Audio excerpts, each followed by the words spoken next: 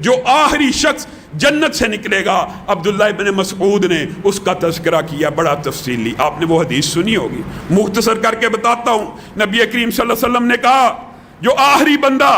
جس نے کبھی اللہ کی ذات کے ساتھ شرک نہیں کیا ہوگا، پتہ نہیں کتنے ہزار سال جلنے کے بعد، اپنی گناہوں کا نتیجہ بھگتنے کے بعد جب جہنم سے نکلے گا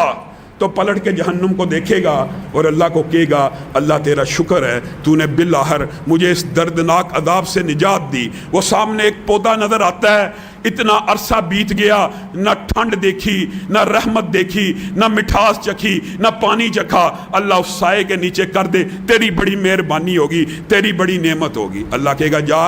وہ سایہ تجھے نصیب کر دیا،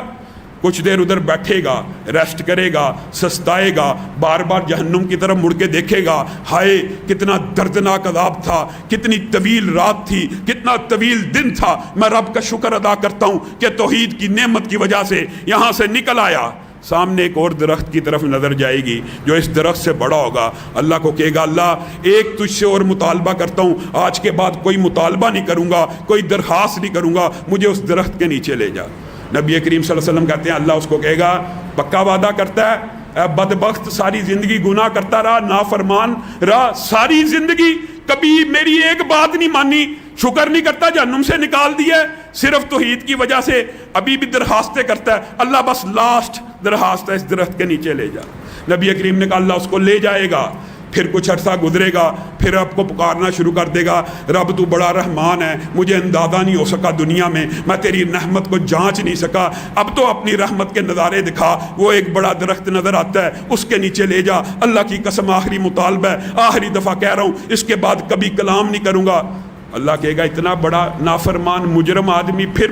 بولنا شروع کر دیا، پھر درخواست کرنا شروع کر دی، شکر نہیں کرتا، جہنم سے نکلا ہے۔ حدیث کے الفاظ ہیں 4 5 6 دفعہ کرتا کرتا جنت کے دروازے پہ پہنچ جائے گا۔ اللہ کو ایک دم مخاطب ہو کے کہے گا اللہ جنت کے دروازے پہ لے آیا ہے، تیری رحمت اتنی وسیع ہے، اگر صرف اندر داخل کر دے تجھے کیا فرق پڑ جائے گا۔ اللہ رب العزت اس وقت اس کو جواب دیں گے اچانک، حدیث کے الفاظ ہیں اچانک، اے میرے بندے، اے میرے سب سے زیادہ گناہگار اور نافرمان بندے، آج تک دنیا کے اندر آدم سے لے کر قیامت تک جتنی نعمتیں پیدا کی، اگر اس کو 10 سے ضرب دے دوں، زمین اور آسمان کے مابین جتنی خلا ہے اس کو 10 سے ضرب دے کے تجھے اتنی جنت عنایت کر دوں، تو کیا کہے گا؟ پھر مجھ سے سوال کرے گا، وہ بندے کے منہ سے بے اختیار نکلے گا یا رب تو اتنا بڑا رب ہے، اتنا بڑا کریم ہے، مجھ گناہگار بندے سے مذاق کرتا ہے۔ اللہ رب العزت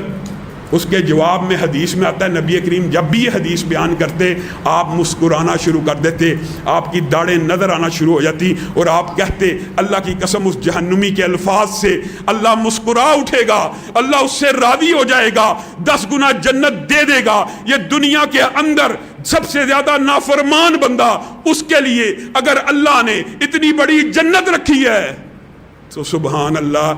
جو پہلے ہی حلے میں جنت میں جائیں گے ان کے مناظر کیا ہوں گے۔ حقیقت بات یہ ہے کہ جنت کے 100 درجے ہیں ایک حدیث میں، لیکن اصل جو مفسرین نے بیان کیا جنت میں 6000 سے اوپر درجے ہیں۔ اس کی دلیل کیا ہے؟ اس کی دلیل یہ حدیث ہے کہ قرآن کے حافظ کو کہا جائے گا پڑھتا جا، چڑھتا جا، ہر آیت کے ساتھ ایک درجہ چڑھے گا، تو مفسرین اور محدثین نے لکھا اصل درجے 6000 سے بھی زائد ہوں گے۔ یہ وہ جہنمی ہے جو سب سے آخر میں نکلا، اس کی جنت زمین و آسمان کے مابین جتنی مسافت ہے اس سے 10 گنا زیادہ ہے۔